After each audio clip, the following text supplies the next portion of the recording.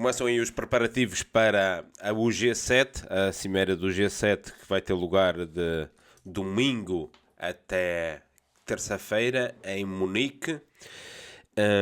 Para logo a seguir haver a cimeira da NATO em Madrid, já no dia 29 e 30, ou seja, quarta e quinta-feira da próxima semana.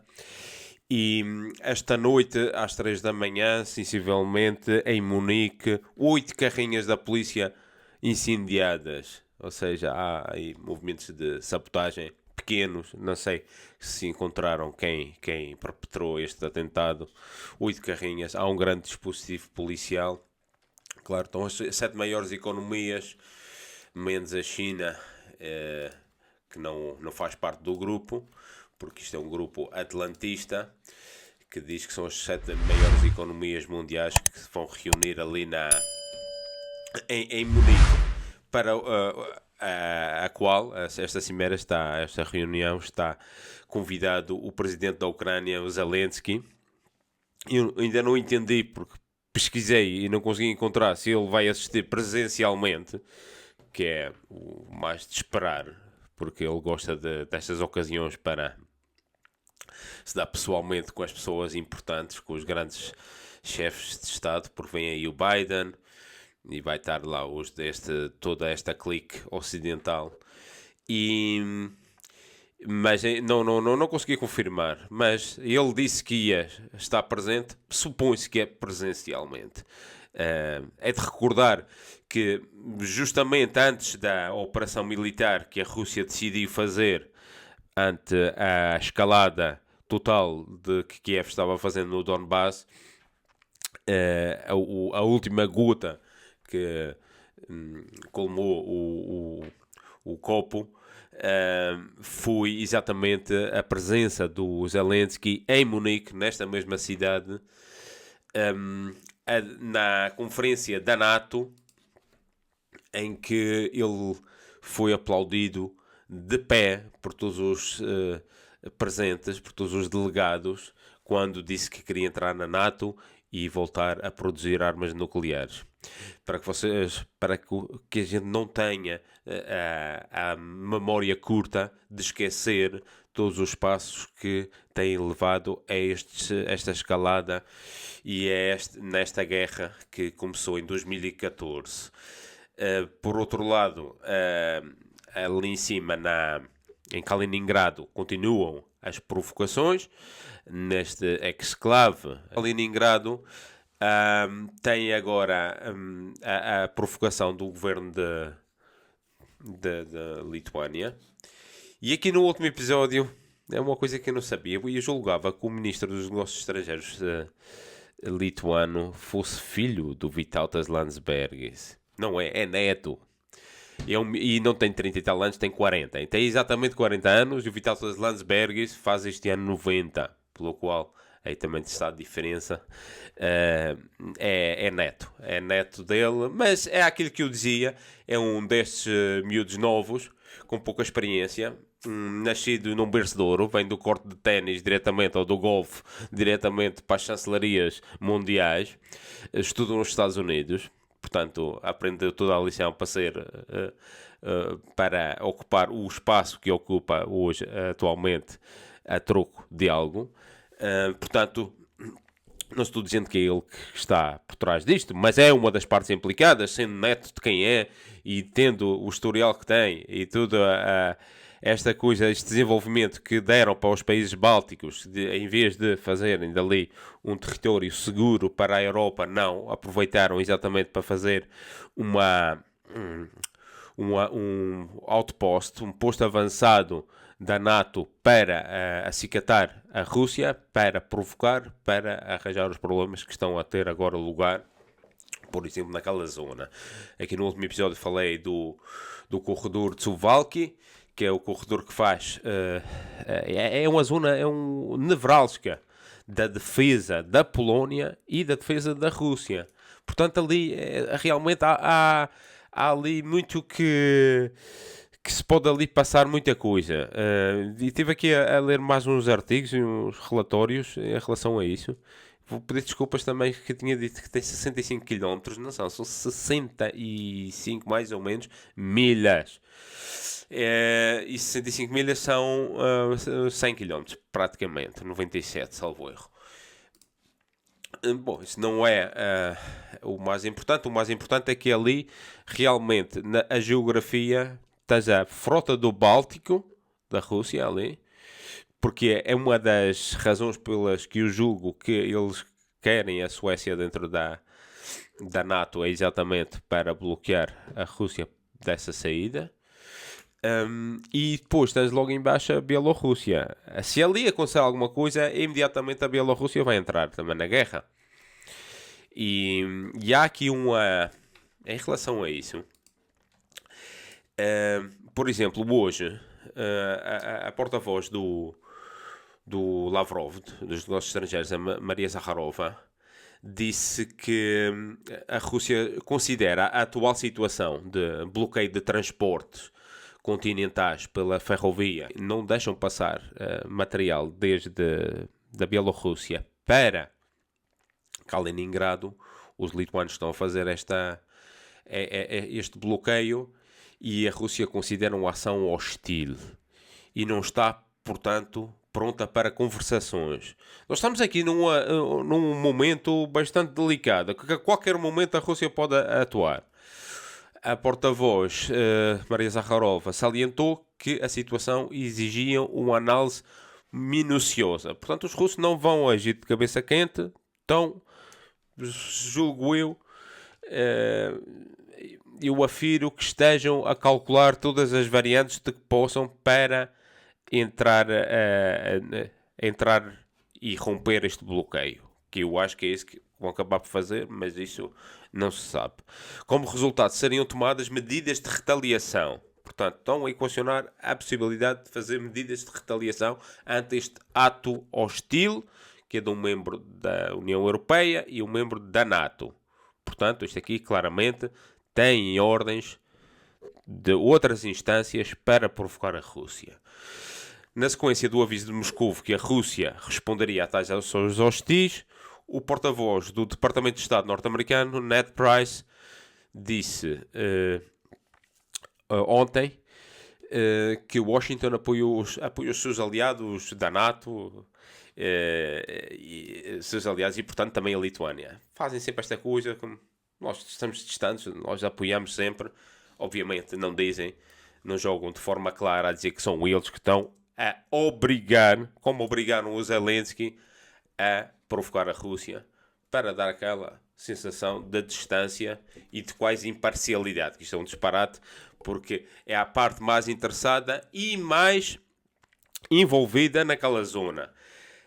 Em relação ao próprio, ao corredor, estive a ler que em 2016, há 6 anos atrás, no verão, que estas coisas costumam ter lugar no verão, os exercícios, houve umas manobras Anaconda da NATO ali.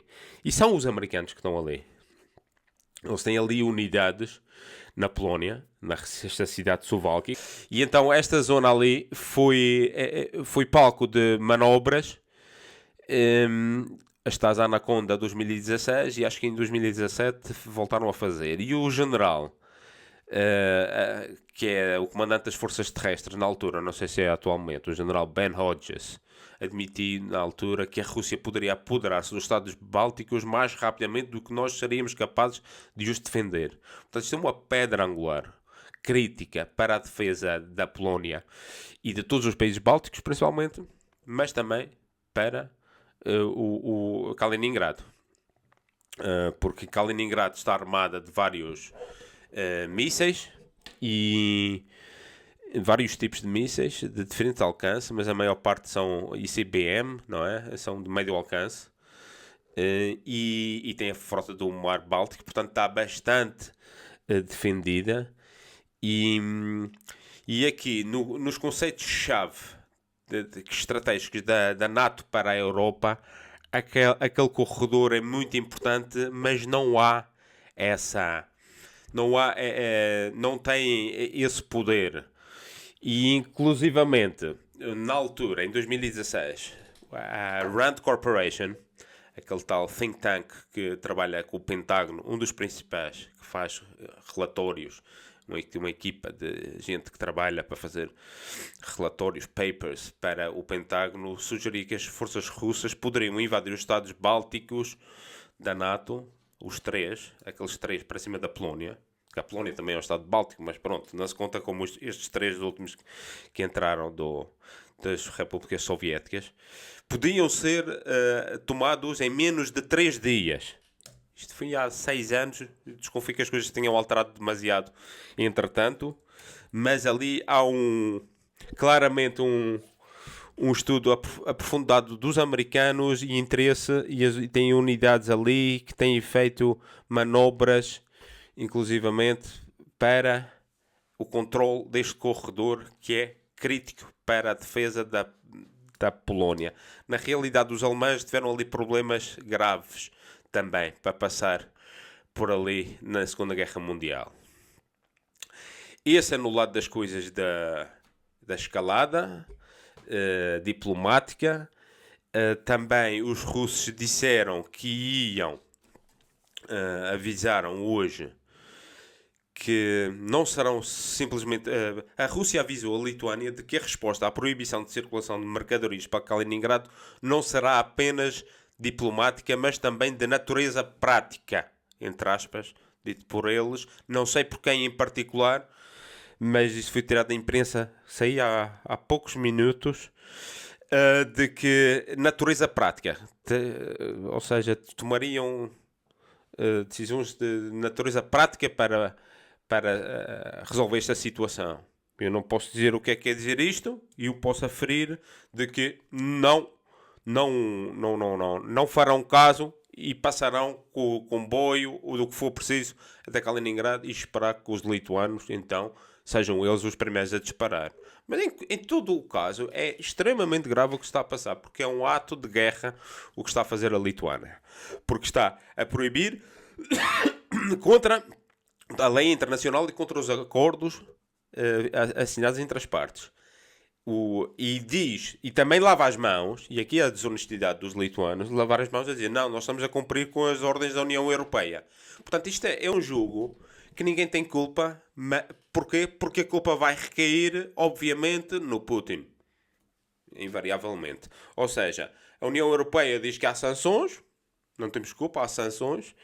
A Lituânia diz, não, nós só estamos a cumprir sanções. Os Estados Unidos diz, vocês têm o nosso apoio como nossos aliados que são. E aqui estamos à espera de um momento em que estala o verniz, que pode estalar a qualquer momento. Já há um mês atrás, mais ou menos, no dia 30 de maio, concretamente, o presidente da Lituânia, este Gitanas Nausėda, acusou o seu homólogo da Rússia, Vladimir Putin, de obviamente ter planos maiores, apesar de ter começado a guerra na Ucrânia em 24 de fevereiro. A declaração foi dada pelo líder lituano durante a sua fala na Assembleia da Organização do Tratado do Atlântico Norte. Putin começou com a Ucrânia, mas obviamente tem planos maiores, como destruir toda a arquitetura de segurança euroatlântica, afirmou Nausėda. Pois claramente que ele não é que quer destruir a arquitetura de segurança euroatlântica, ele pediu durante anos, pelo menos durante 15 anos, desde a Conferência de Munique do Conselho de Defesa, como é que chama aquele fórum que tem lugar em Munique, em 2006 ou 2007, ele disse que queria fazer parte, que não podiam subestimar a Rússia, nem podiam deixá-la de lado. E, portanto, não se trata de destruir a arquitetura de segurança euroatlântica, é de redefinir toda a arquitetura de defesa global e o equilíbrio de poderes, porque o equilíbrio de poderes militares mudou e a Rússia tem uma palavra a dizer e sente-se afastada e sente que os seus interesses não só não estão a ser tidos em conta, como estão ameaçados. Porque está claramente ameaçada a Rússia, porque há aqui uma série de provocações de querer dividir e destruir a Rússia. E a parte da Ucrânia é uma das primeiras partes, foi a da primeira.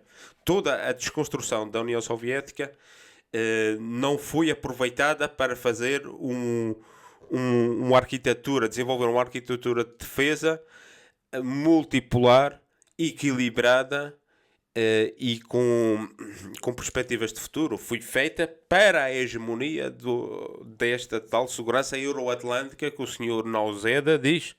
E obviamente a Rússia não pode admitir isto. Portanto, o senhor Nauseda que saiba que tem uma grande probabilidade de ser o seguinte na lista. Porque a Rússia vai ter que fazer alguma coisa e não vai deixar que, a mando de outros, um pequeno Estado exíguo nas suas fronteiras esteja a pôr em segurança a população, o seu território, o seu conceito, a sua vida normal. Portanto, essa situação é muito delicada e vamos ver. A Rússia vai tomar medidas práticas, como já disse. Por outro lado, diz que precisa de uma análise minuciosa.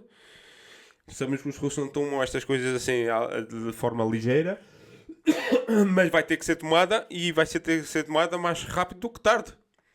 Porque isso foi o problema de não terem agido em 2014 na Ucrânia. Deixaram avolumar-se um problema de que agora teve que ser, ainda não está resolvido, mas teve que escalar ao ponto de fazer uma operação para acabar com os problemas que estavam a ser feitos existenciais ao seu país. Aqui o tema, que isto é tudo muito complicado, é perigoso e é sério. O problema é que países que não têm a ver com isto, como é o nosso, Portugal em concreto, porque é o país que eu digo, como sempre, é o país da União Europeia e da NATO, é o país mais distante de tudo isto. E, no entanto, está implicado. Hoje o embaixador da Rússia na ONU disse que Portugal faz parte de uma lista de países fornecedores de equipamento militar a Kiev e acusou o nosso país de ser diretamente responsável pelo arrastar da guerra. Porque diz que se está a tratar de arrastar a guerra. E aqui é que está o problema. Portugal mandou sucata, praticamente. Sucata. Ainda por cima é de... Desculpem a expressão de trafulha, de vigarista, oferecer material que não serve para absolutamente nada, para fingir que serve de alguma coisa, para ganhar alguns trocos. Era melhor Portugal não se ter feito nada. Poupava-nos este problema agora com a Rússia de ser um país hostil, que já é um país hostil, e de ser diretamente responsável pelo arrastar da guerra, segundo Moscou. Isto não nos convém a nós, porque nós somos equidistantes entre a Ucrânia e a Rússia. E tenho grande simpatia pelos ucranianos, e tenho simpatia pela Rússia também. E como português que sou, e já visitei aqueles dois países, e eu gosto daqueles dois países, e eu acho que até são muito parecidos, dentro da minha ignorância, como português, vejo a mesma coisa, se ouvir falar um ou outro, não vão notar diferença nenhuma. Culturalmente, são países que são parte do nosso continente, são países que nós queremos ter relações, são países que nós acolhemos vários imigrantes ao longo da história. Nos últimos anos, depois do final da União Soviética, temos uma grande comunidade ucraniana, mas também russa. Boas comunidades de gente trabalhadora e honesta, normalmente, pelo menos até agora. E Portugal aqui perdeu uma grande oportunidade de fazer o papel que fez, por exemplo, grandes potências. A China, a Turquia e até o próprio Israel, no princípio, ainda teve uma iniciativa diplomática de trazer, agora já se decantou por uma das partes, mas são tudo iniciativas que demonstram responsabilidade, independência, soberania, diplomacia, equilíbrio. E Portugal não tem nada disto. Porquê? Porque não é um país soberano hoje em dia. Porque qualquer coisa que façam desde a União Europeia, Portugal vai atrás, sem rumo, sem perspectivas, sem nada. É a Joana que vai com as outras, como dizem em português corriqueiro. E é triste ver isto, porque Portugal perdeu uma oportunidade de ser um dos patrocinadores, pelo menos, de um acordo de paz, Portugal até tem boa fama de ter bons diplomatas, de saber levar as pessoas a bom porto de situações difíceis. Perdemos uma oportunidade e agora estamos embarcados nisto e demos sucata aos ucranianos e agora os russos dizem, não, vocês agora são diretamente responsáveis pelo arrastar da guerra. Ou seja, as consequências, se em algum momento têm que ser chamadas à responsabilidade, vocês vão pagá-las. Esta é a situação em que nós estamos, por não termos rumo, nem dignidade, nem soberania, sobretudo, nem independência nacional. Porque se tivéssemos, tínhamos poupado tudo isto. Sem ir mais longe, há países que não estão metidos nisto. A Suíça, por exemplo, não é? Que é um país neutro. A Irlanda. Eu não sei, porque a Irlanda faz parte da União Europeia. E os países da União Europeia são países hostis à Rússia. De qualquer forma, nós estamos implicados em tudo. Portanto, estamos a fazer tudo ao contrário, tudo a mando de ordens externas. E isso é que é inaceitável para um país que tem 900 anos de história. E não é muito pedir que nós tivéssemos... Temos acordos, temos responsabilidades, temos obrigações, atenção aí, até onde nos seja benéfico. A partir do momento que já nos periga, não. Toca aí a rever estas coisas. Acima de tudo aqui é a soberania da nossa nação. Não é obrigações perante instituições, muitas delas nem eleitas, como a Comissão Europeia. Como é que explica isto? Como é que tu vais explicar isto ao teu filho quando o teu filho for-lhe apontado o dedo como responsável? Olha-me nos olhos e diz-me como é que tu vais agora explicar ao teu filho que ele é culpado daquilo que tu estás a permitir. Diz-me. Que isto é dar a volta, dar volta ao estômago.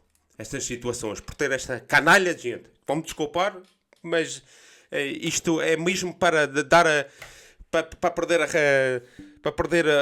as tribeiras com isto. Bom,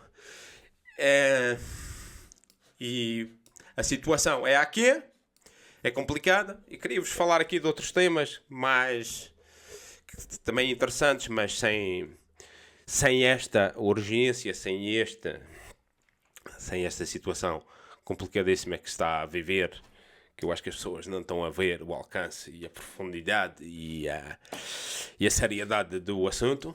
Parece que estão a jogar aqui, isto é um jogo de futebol. Isto não é um jogo de futebol. Pronto. Hoje saiu uma entrevista interessante, que também no Berliner Zeitung, que é um jornal de Berlim, com um economista importante de Moscovo, um moscovita de gema, que era um liberal na altura da reforma, da perestroika do final da União Soviética, e que foi chamado pelo Gorbachev como conselheiro económico, que é, alguns de vocês já ouviram falar no Ruslan Greensberg. Ele foi convidado, foi chamado para a liberalização da Rússia, e hoje em dia diz que de alguma forma que foi um erro pensar que as formas rápidas da forma que foram feitas pudessem levar as coisas a bom termo sem consequências. Então ele diz, aqui são os certos que eu traduzi para português e agora vou-vos passar para vocês terem uma ideia. Ele tem agora 76 anos, portanto fizeram-lhe uma pergunta a perguntar: e você tem medo de voltar agora à Rússia? Porque ele é considerado anti-putinista.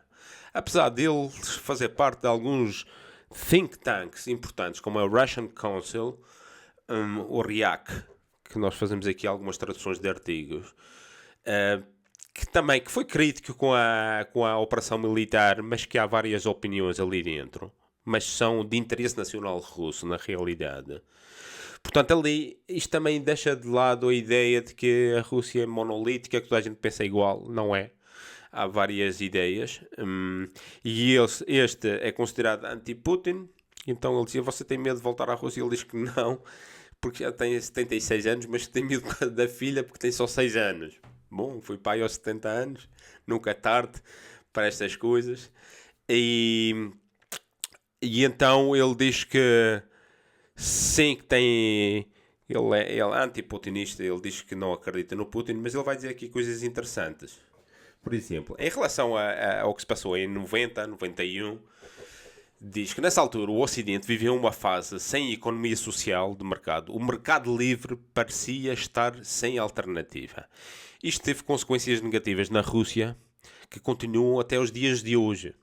Se só esquecem de toda a história, não entendem o momento presente. Foi uma marcha triunfante da pobreza que se vivia na União Soviética para a miséria. Miséria. E alguns de nós ainda nos lembramos disto. Em 93, como é que se vivia na Rússia. Porque líamos, para além da imprensa e dos grandes dos titulares, líamos, sabíamos o que se passava na Rússia. Havia fome na Rússia. Emigraram milhões de russos, saíram do país. A idolatria do mercado livre, e aí está, levou ao seu total descrédito, bem como à negação dos valores democráticos e liberais. Ou seja, tem a própria semente da destruição, esta loucura da idolatria do mercado livre. Se impuser a liberdade sem justiça, então obtém automaticamente um país com capitalismo puro, sem equilíbrio social. Mas claro. Depois, o amor transformou-se em ódio. Claro. O que é que leva o individualismo extremo? Acontece que o Ocidente nos mentiu. Depois, muitos lembram-se da União Soviética. Essa era supostamente uma sociedade mais justa. Pois claro que há muita gente a pensar nisto. E é isso que eu já disse aqui. Quando estes países dos Bálticos e dos outros que estão agora ainda a beneficiar-se da parte boa da União Europeia começarem a ter que pagar, como os portugueses, como os gregos, como os espanhóis, vão ter saudades da União Soviética. E então eles perguntam-lhe: e acredita nas sondagens que 80% da população aprova a guerra na Ucrânia? Ou seja, a sociedade russa. E ele diz que não, de 80% não, mas que a maioria sim. Mais de 50% à vontade, mas que não acredita que sejam 80%. Eu não sei, não estou no país. Pelo que tenho visto, há alguma oposição, mas há aquela oposição, qualquer coisa que o Putin faça está mal feito, mas desde todos os partidos aprovam. Essa é que é a verdade. Todos os países representados na Duma aprovam esta operação militar. E ele diz que, pessoalmente, senti que foi uma vergonha o dia 24 de fevereiro, ou seja, o início da operação militar. E então eles perguntam-lhe ainda: então, o princípio de mudança através da aproximação ainda se aplica? Não sei agora em que contexto é que isto estava, mas vamos lá ver. Este princípio funcionou em tempos sem falhas. E não é correto que os alemães estejam agora a destituir Willy Brandt e os social-democráticos por esta política. Tal como Gorbachev, acredito na ideia de uma casa europeia comum de Vladivostok a Lisboa. Foi a coisa certa a fazer na altura, mas o legado de Gorbachev bateu na parede. E depois conclui a dizer: após o dia 24 de fevereiro não é possível uma aproximação. A alienação mútua irá agora durar por muito tempo. Isto foi algo que eu já disse aqui. Depois desta operação, as coisas vão ficar muito complicadas, ou seja, vão conhecer um tempo de muita dificuldade, de desconfiança mútua entre a Rússia e a Europa, para que elas possam voltar a pensar em se juntar. E ele diz, em relação a isso, porque perguntam-lhe: poderá a Casa Comum Europeia ainda ser realizada no futuro? Ele disse: não há absolutamente nenhuma alternativa. Pois, isto é inevitável, vai ter que ser feito, agora vai ter que demorar bastante tempo. Porque em breve haverá apenas duas potências neste mundo, os americanos e os chineses. Não importa como as nossas relações se desenvolverão, mas em termos demográficos, económicos e culturais, a Rússia e a Europa são semelhantes. Se quiser ser significativo neste mundo, neste século, não há outra alternativa senão agir em conjunto. Dificilmente acredito que a Europa ou a Rússia possam continuar a ser atores políticos por si sós. Obviamente, nem a Rússia nem a Europa se vão subsistir. Eu aqui sou um pouco mais crítico, já escrevi em algum momento. A Europa precisa da Rússia, nem quando mais não seja por agora. Estamos a ver isto. É a grande lição a tomar ao final de 3 meses de sanções, de que não vivemos sem a energia da Rússia. Agora, a Rússia pode virar-se para leste, mas a Rússia não vai querer virar-se para leste. A Rússia quer ser um polo que fala com a China da mesma forma que fala com a Europa e com a África e com a América Latina na outra parte do mundo. A Rússia quer esta coisa e sabe que com a Europa tem uma relação especial porque sabe que a sua matriz cultural é europeia, tem muitas populações na Europa, que precisa da indústria europeia, que tem a Alemanha como referência e como país necessário para o seu desenvolvimento ao oeste. É uma grande oportunidade. Agora, claro, fomos levados a esta situação e esta situação foi desenhada, foi engendrada daquelas instâncias que nós já falámos aqui, de fora do continente europeu, para que houvesse e se gerasse esta relação de desconfiança entre a Rússia e a Europa. E esta vai ficar agora durante alguns anos, pelo menos, até voltarmos ao... Se a coisa não escalar, continuar com esta história agora em Kaliningrado e por aí adiante. E o julgo, infelizmente, de que a ideia é de hostilizar completamente. Aliás, isto é público, é só ler o que eles dizem. Eles querem hostilizar.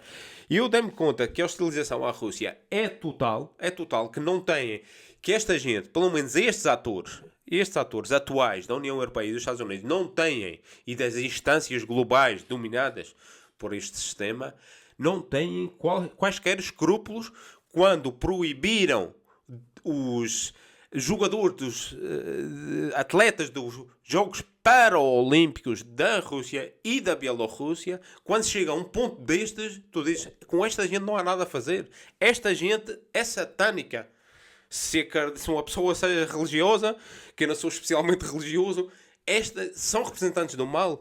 Chegar a tão baixo, fazer isto, expulsar pessoas por pertencer a um país, de poder jogar uns jogos que todo o conceito dos olímpicos é de transformar o que era a política em desporto para trazer as pessoas juntos, é destituir o desporto disso para fazer geopolítica.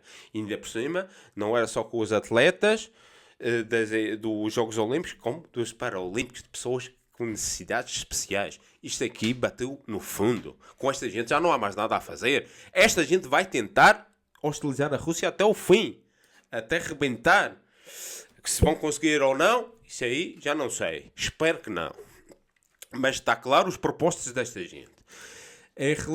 Mas aqui na entrevista ainda ele fala deste tema, de que havia a ideia, já na altura do Gorbachev, eu desconhecia isto, que o Gorbachev queria fazer uma casa de Lisboa a Vladivostok. Havia esta ideia da Casa Comum Europeia, o termo de Vladivostok a Lisboa, isso aí, e remete-me para as ideias que já aqui falei num outro episódio, que não tem a ver com o Gorbachev.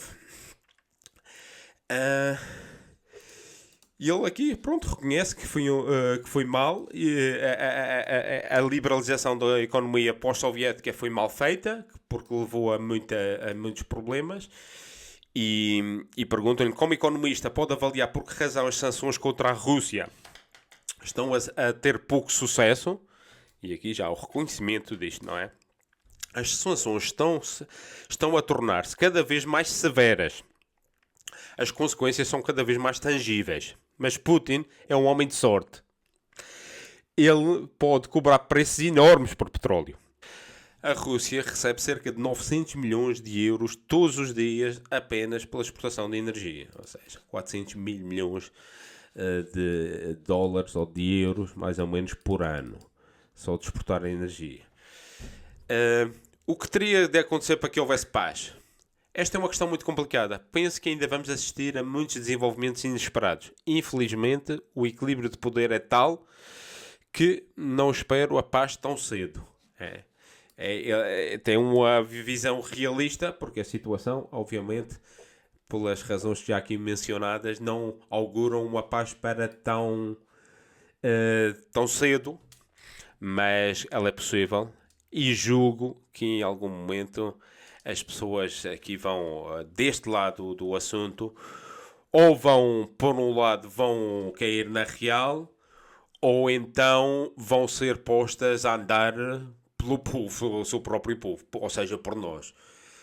Aqui o vice-chanceler alemão, ministro da Economia dos Verdes, o Robert Habeck, agora vai voltar à prospecção do carvão, que tinham acabado no Ruhrgebiet, não é? No Vale do Ruhr, no Ocidente, tinham acabado com o carvão, por causa daquela coisa do carvão, das emissões do carbono e tal, e agora voltou. Mas a energia nuclear, porque ainda tem 2 reatores a funcionar até ao final deste ano, não querem voltar ao nuclear de maneira nenhuma. Numa recente sondagem aqui na Alemanha, diz que pelo menos 65% são a favor da reativação da energia nuclear. Aliás, isto há 10 anos atrás, quando o Putin esteve aqui em Berlim, ele falou disso. Ele disse, porquê que os alemães estão a acabar com a energia nuclear? O que é que vão fazer? Vão usar lenha? E até os empresários e toda a gente ri, porque a Rússia, apesar de ser interessada em vender coisas, achava, porque ainda por cima, aqui as pessoas não entendem uma coisa. A relação, por exemplo, do Putin com a Alemanha é muito importante, porque ele viveu na Alemanha, ele fala alemão. E com a Frau Merkel havia um bom entendimento, porque ela fala russo. Então era uma coisa... E ela entendia, pelo menos, coisa que esta gente não entende, ou não entende porque é que não entendem, que não podia ser separável, que é a Rússia da Alemanha. Mas vamos lá saber a que é que obedece a tudo isto, qual é a chantagem que aplicam a estes que estão agora a fazer isto, porque isto já estava planeado, e isto é planeado do outro lado do Atlântico, para separar a Rússia da Alemanha. E esta entrevista com este Greenberg deixa claro de que a Alemanha e a Rússia não podem estar separadas, porque é um desastre. Já foi no século passado, não pode ser neste século. Não pode. Bom, isto já está um pouco longo, infelizmente. Tinha aqui várias coisas mais ainda para falar, e vou falar disso proximamente. Mas mantenho aqui o convite para sexta-feira. Sexta-feira aqui com o Felipe Quintas, do Rio de Janeiro, para falarmos de outros temas que têm mais a ver com o Brasil. Até lá.